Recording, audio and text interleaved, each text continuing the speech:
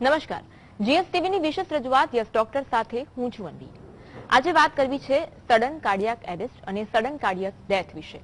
એક આંકડા મુજબ દર વર્ષે સડન કાર્ડિયાક એરેસ્ટના પરિણામે 3,50,000થી વધુ દર્દીઓ મોતને પેટે છે. કાર્ડિયાક એરેસ્ટથી બચવા અને સડન કાર્ડિયાક ડેથથી બચવા શું કરવું જોઈએ તેના વિશે વિસ્તૃત ચર્ચા કરવા માટે આજે આપણી સાથે જોડાયા છે આશકા હોસ્પિટલના એમડી છે અને ડીએમ છે interventional cardiologist doctor Hasit Joshi. Hasitbhai, આપનું સ્વાગત છે. Thank you Anviben. Doctor Harshad, પહેલા વાત કરીશું કાર્ડિયાક અરેસ્ટની. કાર્ડિયાક અરેસ્ટ એટલે શું અને કેવી રીતે થતું હોય છે? સડન ડેથ એટલે એના ડેફિનેશનમાં જ સડન આવે છે કે જે વસ્તુ અચાનક થાય છે, અને બાય ડેફિનેશન એ સિમ્ટમ્સ કોઈ પણ આવે એના કલાકની અંદર થાય, એટલે કલાકનો માર્જિન રાખ્યો છે. કલાકથી વધારે હોય તો અંદર જે થાય એને સડન કહેવામાં આવે છે. બીજું એના ડેફિનેશનમાં અનએક્સપેક્ટેડ, જે આપણે પહેલાંથી આપણે એને પ્રેડિક્ટ ના કરી શક્યા હોય એવું, એને સડન ડેથ કહેવાય. અને આ સડન ડેથના કોઝિસમાં ઘણા બધા કારણો આવી શકે. ફેફસાનું હોય, બ્રેઇનનું હોય, બ્લડ પ્રેશરનું હોય, પણ એના મુખ્યત્વ કારણમાં કાર્ડિયક કારણ હોય છે. સડન કાર્ડિયક એરેસ્ટ કહેવાય. એટલે સડન ડેથમાં સડન કાર્ડિયક ડેથ એ છે. અને સડન કાર્ડિયક ડેથ એમાં હૃદયના ધબકારા અનિયમિત થઈ જાય અથવા ખૂબ ઓછા થઈ જાય અથવા એટલા વધી જાય કે હૃદય ઇફેક્ટિવલી કોન્ટ્રેક્ટ નથી કરતું, એટલે એ શરીરને લોહી પહોંચાડી શકતું નથી. એ કારણે બ્રેઇનને લોહી ઓછું પહોંચે, અને બ્રેઇનને યુઝ્યુઅલી 1 મિનિટથી વધારે જો લોહી ઓછું પહોંચે તો બ્રેઇન કામ કરતું બંધ થઈ જાય, એટલે પેશન્ટ સડનલી અનકોન્શિયસ થઈ જાય અને થોડા વખત પછી બધા અવયવો બંધ થવા માંડે. આને કારણે ડેથ થાય એને સડન કાર્ડિયક ડેથ કહેવાય. એટલે sudden cardiac arrest followed by sudden cardiac death. Okay, હાલમાં જ સિંગર કેકે છે, તેમનું નિધન થયું. હવે તેમને પણ કાર્ડિયક અરેસ્ટ આવ્યો હતો. એક્ઝોસ્ટ થઈ ગયા હતા, ત્યાં આગળ એટલું એક્ઝોસ્ટ માટે હવા પણ ન હતી અને તેઓ મૃત્યુ પામ્યા હતા. તો આને કયો પ્રકાર કહેવાય? શું આમાં અલગ અલગ કોઈ પ્રકાર આવતા હોય છે ખરા? ના, એટલે આ જે ડેથ થયું, unfortunate death of singer KK, it is classic example of sudden cardiac arrest અને સડન કાર્ડિયક ડેથ. બિલકુલ. ઓકે, તો આમાં હાર્ટ એટેક આવવું અથવા તો કાર્ડિયાક અરેસ્ટ આવવું અને સડન કાર્ડિયાક ડેથ, પ્રશ્ન એ થાય કે સડન કાર્ડિયાક અરેસ્ટ અને સડન કાર્ડિયાક ડેથ એ બંનેમાં તફાવત શું છે? બેઝિકલી આના જે બધા રિસર્ચ થયા એમાંથી 4 સ્ટેજીસ આવ્યા છે, અને એમાં પ્રોડોમ એટલે કે પહેલેથી આપણને કોઈ એના ઇન્ડિકેશન્સ, જેમ કે ઘણા પેશન્ટને નોન સ્પેસિફિક સિમ્ટમ હોય કે ચક્કર આવ્યા, કોઈ વાર ધબકારા અનિયમિત થઈ ગયા, અમુક વાર ક્ષણિક લોસ ઓફ કોન્શિયસનેસ, એટલે શું થતું હોય ખબર ના પડે એવું થાય. આ બધા પ્રોડ્રોમ્સ કહેવાય. પ્રોડ્રોમ પછી ઇનિશિયલ ઓનસેટ, એટલે 1 કલાક પહેલાં તમને ગભરામણ થવી, પરસેવો થવો, દુખાવો થવો, ચક્કર આવવા, બ્લડ પ્રેશર ઓછું થવું, આ કદાચ કલાક પહેલાં થાય. સડન કાર્ડિયક એરેસ્ટ એટલે જ્યારે હાર્ટ કામ કરતું બંધ થઈ જાય, હાર્ટ એટલું પંપ કરતું જ ના હોય કે એ બ્રેઇનને બ્લડ પહોંચાડી શકે, એને સડન કાર્ડિયક એરેસ્ટ કહેવાય. અને sudden cardiac death, that is the and result, જે કે તમારું બાયોલોજિકલ ડેથ, કે એમાંથી એ ઇરિવર્સિબલ ટર્મ છે. અને સડન કાર્ડિયક એરેસ્ટ થાય તો એમાં જો 10 મિનિટમાં ટ્રીટમેન્ટ ના મળે તો 90% ઉપર લોકોને સડન કાર્ડિયક ડેથ થાય છે. ઓકે, જ્યારે સડન કાર્ડિયાક ડેથ થતી હોય છે, કયા કયા સિમ્ટમ્સ પ્રથમ જોવા મળતા હોય છે તેમાં? પહેલા જે પ્રોડ્રોમમાં સિમ્ટમ્સ છે એ બહુ નોન સ્પેસિફિક છે, કે ધબકારા અનિયમિત થવા, ધબકારા પોતાને ખબર પડવા, જે કે પાલ્પિટેશન કહેવાય, ખૂબ વધારે ધબકારા વધી જવા, ચક્કર આવવા, ઘણીવાર ચક્કરને કારણે બેસી જવું પડે એવું થાય, કોઈ વાર લોસ ઓફ કોન્શિયસનેસ, ક્ષણિક, કે તમને ખ્યાલ ના આવે અને આજુબાજુ શું થતું હોય એ ખ્યાલ ના આવે, પડી જવું, આ થઈ શકે. આ બહુ નોન સ્પેસિફિક સિમ્ટમ્સ છે. સ્પેસિફિક સિમ્ટમ્સમાં જે કલાક પહેલાં થાય યુઝ્યુઅલી, એ કાં તો છાતીમાં દુખાવો થાય, શ્વાસ ચડે, પરસેવો થાય, અચાનક જ ચક્કર આવીને પડી જવું, અને લોસ ઓફ કોન્શિયસનેસ, કે અચાનક જ બેભાન થઈ જાય. ઓકે, બિલકુલ. હવે સડન કાર્ડિયક અરેસ્ટ અથવા તો ડેથ આ થવાની શક્યતા કોને વધારે હોય છે? સડન કાર્ડિયક ડેથના આપણે 3 રીતે કેટેગરાઇઝ કરી શકીએ કે હાઈ રિસ્ક ગ્રુપમાં એ હોય જેને હૃદયની તકલીફ પહેલેથી હોય, જેમ કે પહેલા હૃદયની નળીમાં બ્લોક હોય એ ખબર હોય, જેમ કે કદાચ સિંગર કેકેના કેસમાં એવું હતું કે એ ખ્યાલ હતો કે એમને હૃદયની નળીમાં બ્લોકેજ હતા. કોઈને એન્જિયોપ્લાસ્ટી થઈ હોય, બાયપાસ થયું હોય, હાર્ટમાં બ્લોકેજ હોય, હાર્ટનું પમ્પિંગ કોઈ કારણસર નબળું હોય, આ એટેકને પહેલા એટેક આવેલો હોય એને કારણે અથવા બીજા કોઈ કારણસર હાર્ટનું પમ્પિંગ નબળું હોય. કન્જનાઇટલ હાર્ટ ડિસીઝ એટલે જન્મજાત રોગ હોય અને એને કારણે એનું ઓપરેશન થયેલું હોય કે ના કરેક્ટેડ ઓર અનકરેક્ટેડ જન્મજાત રોગ હોય, એવા લોકોને હાઈએસ્ટ રિસ્ક કેટેગરીમાં, એ લોકોમાં સડન કાર્ડિયક ડેથ થવાની શક્યતાઓ વધારે. ઇન્ટરમીડિયેટ રિસ્ક એટલે જેને કે હજી સુધી હૃદયની કોઈ તકલીફ થઈ નથી પણ એમને રિસ્ક ફેક્ટર્સ છે, એટલે કોરોનરી આર્ટરી ડિસીઝ છે સપોઝ, એ મેઇન કોઝ છે સડન કાર્ડિયક ડેથનું. તો એના જે રિસ્ક ફેક્ટર્સ છે જેમ કે ડાયાબિટીસ છે, બ્લડ પ્રેશર છે, તમાકુ છે, આલ્કોહોલ યુઝ છે, ઓબેસિટી વજન વધારે હોવું એ છે, એ બધા પરિબળો જેને રિસ્ક ફેક્ટર્સ વધારે હોય એને એ ઇન્ટરમીડિયેટ રિસ્કમાં આવે. અને લો રિસ્ક ગ્રુપ પણ જેમાં પણ થઈ શકે એ જનરલ પોપ્યુલેશનમાં થઈ શકે અથવા જેમને જન્મજાત હાઇપરટ્રોફિક કાર્ડિયોમાયોપેથી કે એવું કંઈ કાર્ડિયોમાયોપેથી હોય એમાં થઈ શકે. ઓકે, આમાં કોઈ અત્યારે ઘણા ડોક્ટર જોવા મળતું હોય છે કે નાની ઉંમરે પણ કાર્ડિયક અરેસ્ટ આવતા હોય, સડન કાર્ડિયક ડેથ થતું હોય. આપણે શેનવોર્નનું પણ ઉદાહરણ લઈ શકીએ છીએ. તો એવું પણ કહેવાય કે સ્પોર્ટ્સ પર્સન છે તો એ લોકો ઘણી બધી કસરત કરતા હોય છે, એ લોકોને અટેક ના આવે, તો આવી આને મિથ કહેવાય કે આપ શું કહેશો?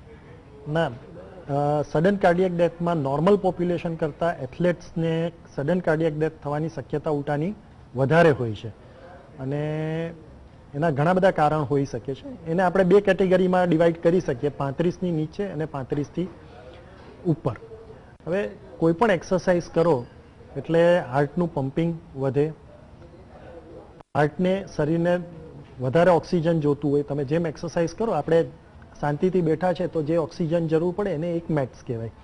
તો આપણે જ્યારે રૂટીન એક્સરસાઇઝ કરીએ ત્યારે 4 થી 5 મેટ્સ, અને આજે એથ્લેટ્સ જે વર્ક કરે ત્યારે 10 મિનિટ 12 મિનિટ ત્યાં સુધીનું હોય, એટલે શરીરને 10 થી 12 ગણું લોહી સપ્લાય કરવું પડતું હોય છે. અને જ્યારે આના ઉપર કોઈ બીજું રિસ્ક ફેક્ટર હોય તો એમને આ ઇમ્બેલેન્સ થવાની શક્યતા વધારે. એટલે સડન કાર્ડિયક ડેથ એથ્લેટ્સમાં નોર્મલ પોપ્યુલેશન કરતાં વધારે હોય.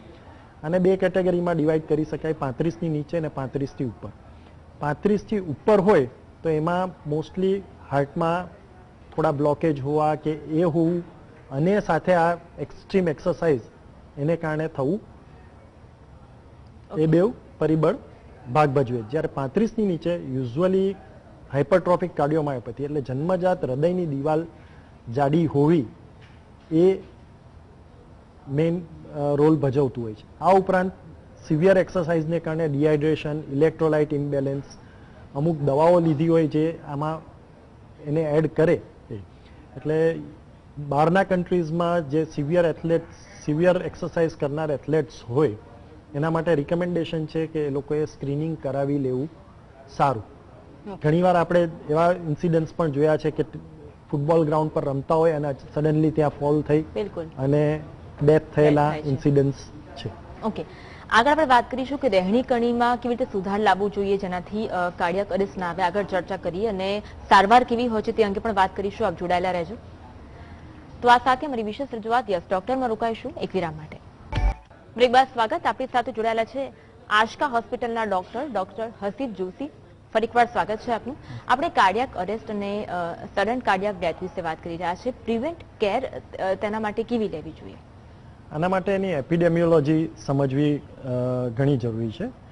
એટલે આપણે જો 100 કેસ લઈએ સડન કાર્ડિયક ડેથના તો જનરલ પોપ્યુલેશનમાં ઇન્સિડન્સ હાઈએસ્ટ છે. એટલે આપણે આજુબાજુ જોઈએ, આપણી આજુબાજુ 1000 લોકો રહેતા હોય તો એમાં વાર્ષિક 1 થી 2% આવી રીતે સડન કાર્ડિયક ડેથ થાય, જેને હાર્ટનો કોઈ પ્રોબ્લેમ નથી તેને પણ. અને ઓવરઓલ પોપ્યુલેશન જોઈએ તો સડન કાર્ડિયક ડેથના 100 કેસીસ હોય એમાંથી 70% આવા નોર્મલ પોપ્યુલેશનમાં થાય છે.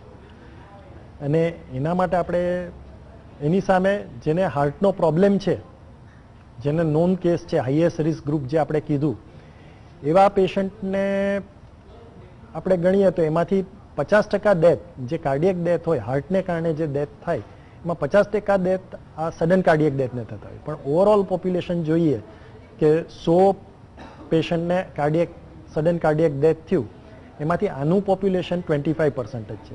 એટલે આપણે રિસ્ક અને એની સામે કેટેગરાઇઝ કરવું પડે. એટલે જનરલ પોપ્યુલેશનમાં આપણે પ્રિવેન્ટ કરવું હોય તો આપણે બહુ એકદમ એક્સપેન્સિવ ઇન્વેસ્ટિગેશન કે એક્સપેન્સિવ ટ્રીટમેન્ટ કરીએ તો એ આપણને સમાજ તરીકે પોસાય નહીં. એટલે જનરલ પોપ્યુલેશનમાં આપણે બ્રોડ એપ્લિકેશન જેમ કે લાઇફસ્ટાઇલ મોડિફિકેશન, ડાયાબિટીસ કંટ્રોલ કરવું, વજન ઘટાડવું, ઘી તેલ તળેલું ઓછું ખાવાનું, બેલેન્સ ડાયટ લેવું, બ્લડ પ્રેશર નિયમિત મપાવવું, એ વધારે જરૂરી છે. અને આ રિસ્ક ફેક્ટર કંટ્રોલ કરી જે એમાંથી રિસ્ક ફેક્ટરવાળા નીકળે, જે ઇન્ટરમીડિયેટ ગ્રુપમાં નીકળે, એમાં આપણે હાર્ટનો પ્રોબ્લેમ છે કે નહીં એ તપાસ કરતા જઈએ. અમુક એજ પછી જેમ કે 45 પછી રૂટીનલી આપણે હેલ્થ ચેકઅપ કરાવી જોતા રહીએ કે હાર્ટનો પ્રોબ્લેમ થવાની શક્યતા છે કે નહીં.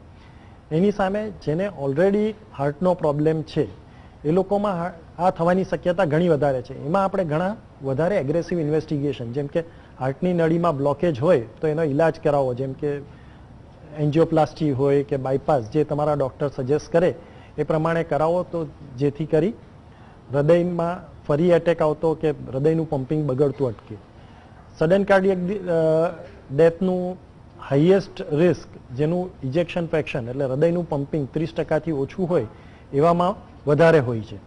આવા પેશન્ટ્સમાં આપણે હોલ્ટર કે એ મોનિટર કરી જોઈએ કે એમના ધબકારા જો અનિયમિત થતા હોય તો એનો ઇલાજ કરી એઆઈસીડી કરીને પેસમેકર મૂકવું જોઈએ. અમેરિકન ગાઈડલાઇન્સ તો દરેકે દરેક પેશન્ટ જેને 30%થી ઓછું છે એમાં એઆઈસીડી પેસમેકર એડવાઇસ કરે છે. પણ ઇન્ડિયન ડૉક્ટર્સનું એ માનવું છે કે આપણે જે હાઈ રિસ્ક એટલે જેને હૃદયનું પમ્પિંગ 30%થી ઓછું હોય અને ધબકારા અનિયમિત થતા હોય હોલ્ટર કે એવા નોન ઇન્વેઝિવ ટેસ્ટિંગ પર, અથવા કોઈવાર વીટીનો એપિસોડ થયો હોય જે ધબકારા અનિયમિત થઈ ગયા હોય એવું ડોક્યુમેન્ટેડ એપિસોડ હોય, એમાં જ આપણે આ પેસમેકર મૂકીએ છીએ. એટલે હાઈએસ્ટ રિસ્ક ગ્રુપમાં આપણે ઘણા એગ્રેસિવ થઈ આપણે એક્સપેન્સિવ ઇન્વેસ્ટિગેશન પણ કરાવી શકીએ, એક્સપેન્સિવ ટ્રીટમેન્ટ પણ કરી શકીએ, અને as a general population overall health સુધારી આપણે આનો ઇલાજ કરી શકીએ. બિલકુલ. આપણે એઆઈસીડી પેસમેકરની વાત કરી, તેના વિશે થોડું વિસ્તારથી જણાવશો. એટલે જે હૃદયનું પમ્પિંગ નબળું હોય અથવા જેને હાઇપરટ્રોફિક કાર્ડિયોમાયોપેથી કે એવા ડિસીઝ હોય જેમાં સ્ટ્રક્ચરલ હાર્ટ ડિસીઝ હોય, એમાં સડન કાર્ડિયક ડેથમાં ધબકારા અચાનક વધીને 300 થી 400ની વચ્ચે થઈ જાય. એટલે નોર્મલી આપણું હૃદય આમ ધબકતું હોય 60 થી 70 ધબકારા વચ્ચે, એને બદલે જ્યારે 300 થાય ત્યારે ખાલી એ હલતું હોય પણ ઇફેક્ટિવલી પમ્પિંગ ના કરતું હોય. આ ધબકારા અનિયમિત થાય તો 5 થી 10 મિનિટમાં એ હૃદય બંધ પડી શકે અને ડેથ થઈ શકે 5 થી 10 મિનિટમાં. આવા જે આપણે હાઈરિસ્ક પેશન્ટ્સ આપણે આઈડેન્ટિફાઈ કરીએ એમાં એક પેસમેકર આવે જે આપણે અહીંયાથી મૂકીએ, એનો એક વાયર હૃદય સુધી જતો હોય, એ આ અનિયમિત ધબકારાને ડિટેક્ટ કરી લે અને આપણે જે શોક આપી અને ધબકારાને નિયમિત કરી શકીએ. આ ધબકારા અનિયમિત થાય એનો ટ્રીટમેન્ટ એ છે કે આપણે એક ઇલેક્ટ્રિક શોક આપીને, આપણે ઘણીવાર પિક્ચરમાં ને એમાં પણ જોયું હશે કે શોક આપે છે ને એ ધબકારા પાછા નિયમિત થઈ જાય. આ વસ્તુ ઘરે થાય તો ઘરેથી હોસ્પિટલ પહોંચવાનો સમય નથી હોતો. તો આ એઆઈસીડી એ ત્યાં જ ટ્રીટમેન્ટ કરી પેશન્ટને ફરી નોર્મલ કરી શકે અને આ સડન કાર્ડિયક ડેથની શક્યતાઓ 50%થી વધારે ઘટાડી શકે. ઓકે. હવે ઘણીવાર એવું બને, કદાચ એવું બને ક્યારેક કે આપણે રસ્તે જતા હોઈને કોઈ વ્યક્તિને કાર્ડિયક અરેસ્ટ આવે તો તેમને કઈ સારવાર પહેલા તો આપવી જોઈએ? તમારી સામે જો કોઈ પેશન્ટ આવી રીતે કોઈ જતું હોય રસ્તામાં અને અચાનક જ પડી જાય, કોન્શિયસનેસ લોસ કરી જાય, તો પહેલું તો એ વાઝોવેગલ સિન્કોપ કરીને એક વસ્તુ હોય છે જેમાં બહુ માઇનર હોય છે, ખાલી તમે પગ ઊંચા કરો ને 2-5 મિનિટમાં તરત આવી જાય.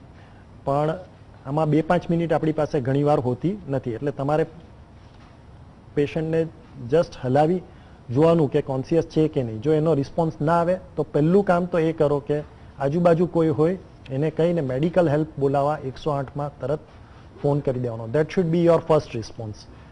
અને પછી બેઝિક લાઈફ સપોર્ટ BLS જેને કહેવામાં આવે છે, એમાં પહેલા ABC મિનોમ્સ આપ્યા હતા, એટલે જેથી કરી આપણને ઇઝી પડે. એરવે, બ્રિધિંગ અને સર્ક્યુલેશન, એટલે એમનો શ્વાસ નળી જે હોય એ શ્વાસ લે એ, અને સર્ક્યુલેશન એટલે પલ્સ, આનું ધ્યાન રાખવાનું. હવે કોન્સેપ્ટ જે સડન કાર્ડિયક ડેથના ઇન્સિડન્ટ્સ ઓલ ઓવર વર્લ્ડ વધ્યા છે એથી એનો રિસ્પોન્સ બદલાયો છે કે CAB, circulation first, then airway and then breathing. એટલે એ પેશન્ટને ફ્લેટ સુડાવી દેવાના, પહેલા તો 108 બોલાવી લેવાની, તરત ફ્લેટ સુડાવી દેવાના, મોઢું એક બાજુ કરી દેવાનું, એમના મોઢામાં કંઈ છે કે નહીં એ જોઈ લેવાનું, જેથી કરી એ શ્વાસનળી રોકાતી નથી એ. પલ્સ ફીલ કરવાની, અને બેસ્ટ જગ્યા છે આ કેરોટિડ. અહીંયા તમારા ગળાની બેવ બાજુ કેરોટિડ ફીલ થાય, બેવ એક પછી એક જોવાની. જો પલ્સ ફીલ ના થતી હોય, પેશન્ટ રિસ્પોન્ડ ના કરતું હોય, ભાનમાં ના હોય, તો ચેસ્ટ કમ્પ્રેશન શરૂ કરવાના. હૃદય આપણા જે સ્ટર્નલ બોન છે એની ડાબી બાજુ આવેલું છે, ત્યાં મિડમાં અને ડાબી બાજુ આવેલું છે. એટલે ચેસ્ટ કમ્પ્રેશન એટલે તમારે બે હાથને આ રીતે કરી અહીંયા મૂકી અને કમ્પ્રેસ કરવાનું, અને 1.5 ઇંચ જેટલું ચેસ્ટ કમ્પ્રેશન થવું જોઈએ. જે ચેસ્ટ વોલ છે 1.5 ઇંચ જેટલી નીચી જવી જોઈએ. આનાથી શું થાય કે હૃદય ધબકતું ના હોય તો પણ આ કમ્પ્રેશન કરી થોડું લોહી પુશ કરે, અને એ પુશ કરે તેથી બ્રેઇનને એટલો સપ્લાય રહે કે મેડિકલ હેલ્પ આવે ત્યાં સુધી આપણે પેશન્ટને સર્વાઈવ કરી શકીએ. આને out of hospital cardiac arrest કહેવાય. એમાં મોર્ટાલિટી 95% જેવી છે, ખાલી 5% જ બચતા હોય. જ્યારે હોસ્પિટલની અંદર થાય તો તરત કદાચ શોક મળી જાય તો એની મોર્ટાલિટી સ્ટીલ હાઈ 80% જેવી છે, પણ 20% બચી શકે.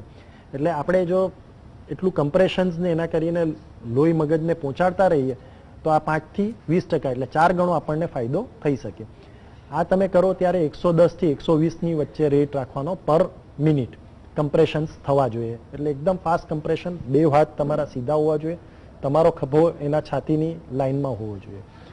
આ કમ્પ્રેશન કરો. જો પેશન્ટ શ્વાસ નથી લેતો હતો તો બને તો કોઈ બીજાને બોલાવી માઉથ ટુ માઉથ બ્રીધિંગ કરી એમને ઓક્સિજન પહોંચાડવા ટ્રાય કરો. અને મેડિકલ હેલ્પ આવે એટલે તરત જો DC વર્ઝન એટલે DC શોક આપી શકતા હોય તો એ આપે તો આમાં કાર્ડિયક એરેસ્ટમાં ફાયદો થાય. બિલકુલ, આ અંગે આગળ પણ ચર્ચા કરીશું આપણે. આપ જોડાયેલા રહેજો. તો આ સાથે જ યસ ડોક્ટર રોકાઈશું વધુ એક વિરામ માટે. એક બાદ સ્વાગત, આપ જોડાયા છો યસ ડોક્ટર. આપણી સાથે આશકા હોસ્પિટલના ડોક્ટર હર્ષિત જોશી જોડાયેલા છે. હર્ષિતભાઈ, આપણે કાર્ડિયક અરેસ્ટની વાત કરી રહ્યા છીએ. એમાં અત્યારે કોરોના ઘણા બધા લોકોને થયો અને અત્યારે પણ કોરોનાના કેસ વધી રહ્યા છે. તો કોરોના થવાના કારણે સડન કાર્ડિયક ડેથ અથવા તો કાર્ડિયક અરેસ્ટ આવવાના ચાન્સીસ વધતા હોય છે ખરા? કોવિડ આપણા બધા માટે એક નવો જ વસ્તુ હતી ને અમે લોકો પણ ઘણું શીખ્યા છે એમાં. ઇનિશિયલ જે હતું કોવિડ ફર્સ્ટ વેવ જે કહેતા હતા ત્યારના જે પેપર્સ છે એમાં સડન કાર્ડિયક ડેથના ઇન્સિડન્ટ્સ 4 થી 5 ગણા વધ્યા હતા. અને પહેલાં તો જે ક્લોરોક્વિન દવા સ્ટાર્ટ કરી હતી એટલે ત્યારે એવું માનાતું કે એઝિથ્રોમાઇસિન અને ક્લોરોક્વિન જે દવા ભેગી કરી એને કારણે ECGમાં લોંગ QT થતો અને એને કારણે આ થતું હતું. પણ પછીથી ઘણા બધા ઇન્વેસ્ટિગેશન થયા અને ઘણા બધા કારણો મળ્યા છે સડન કાર્ડિયક ડેથ થવાના.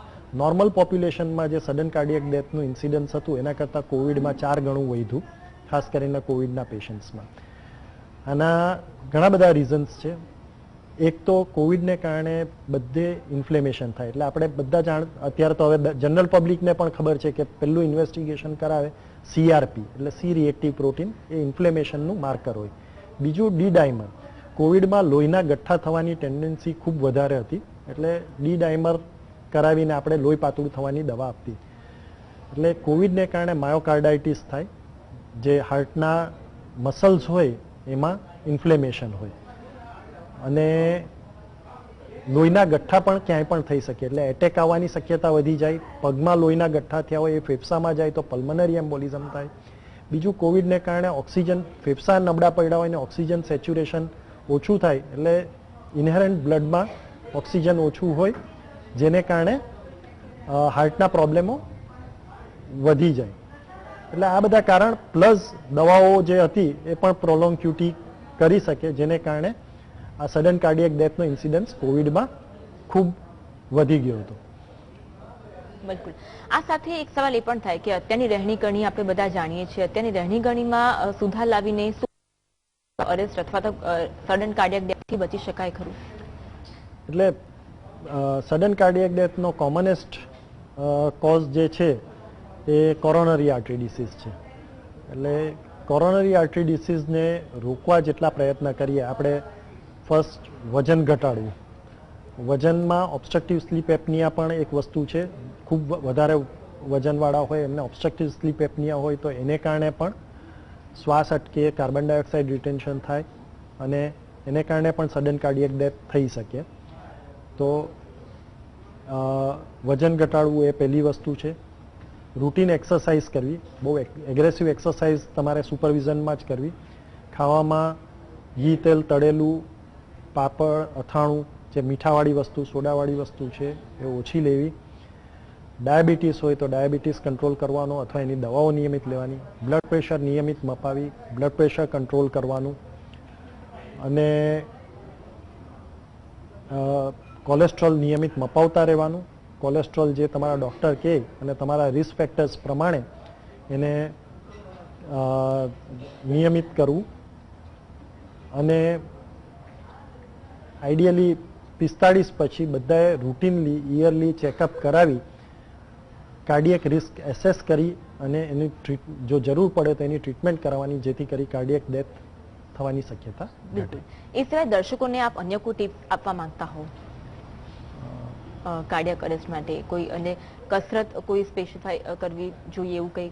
જેટલી એરોબિક એક્સરસાઇઝ કરે, જેમ કે સાયકલિંગ છે, સ્વિમિંગ છે, વોકિંગ છે, અને એનો તમારો ટાર્ગેટ હાર્ટ રેટ હોય, એ ટાર્ગેટ હાર્ટ રેટ તમારો 220 માઇનસ એજ હોય, which is your maximum heart rate. એટલે સપોઝ 50ની ઉંમર છે તો મેક્સિમમ હાર્ટ રેટ ઇઝ 170. તો તમારો કાર્ડિયક ટ્રેનિંગ ઝોન છે એ 70 to 85% of maximum heart rate છે. એટલે તમે 130 સુધી ધબકારા વધે એ પ્રમાણે જો તમે એક્સરસાઇઝ કરો, હવે તો એપલ વોચ ને એ બધું પણ બહુ કોમન થઈ ગયું છે, તમે તમારા ધબકારાને મોનિટર કરી શકો. અને એ રીતે તમે જો નિયમિત એક્સરસાઇઝ કરો તો ભવિષ્યમાં હાર્ટના પ્રોબ્લેમ થવાની શક્યતા ઘટે. જી જી. ડૉક્ટર હર્ષિત, આપ જોડાયા અને કાર્ડિયક અરેસ્ટ અને સડન કાર્ડિયક ડેથ ખૂબ જ સુંદર માહિતી આપી, બદલ આપનો ખૂબ ખૂબ આભાર. Thank you Anviben. Thank you. તો આ સાથે જ અમારી વિશેષ રજૂઆતનું બસ આટલું જ. નમસ્કાર.